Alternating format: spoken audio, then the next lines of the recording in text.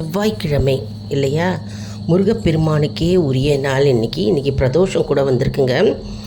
இன்றைக்கி முருகப்பெருமானை நம்ம நினைத்து நம்ம வழிபட்டாலே போகிறோம், நம்முடைய பிரார்த்தனைகள் அனைத்தும் நிறைவேறும் என்பது ஐதீகம்ங்க.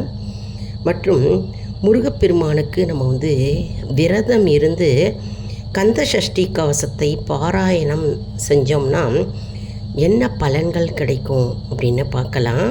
கந்தசஷ்டி பாராயணம் செய்தால் விரதம் இருந்து என்னென்ன பலன்கள் கிடைக்கும்? முதல்ல மனதில் அமைதி ஏற்படும், அமைதியான நிலை ஏற்படும், மனம் அமைதி கிடைக்கும்.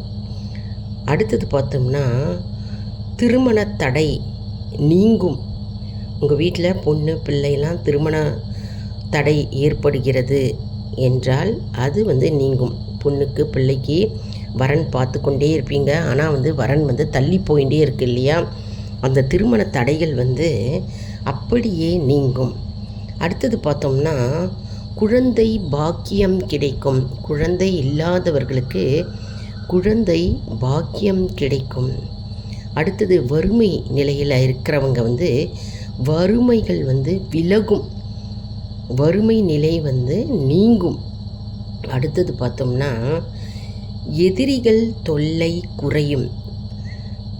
நம்ம மீது பொறாமைப்படுகிறவர்கள் மற்றும் எரிச்சல் படுகிறவர்கள்,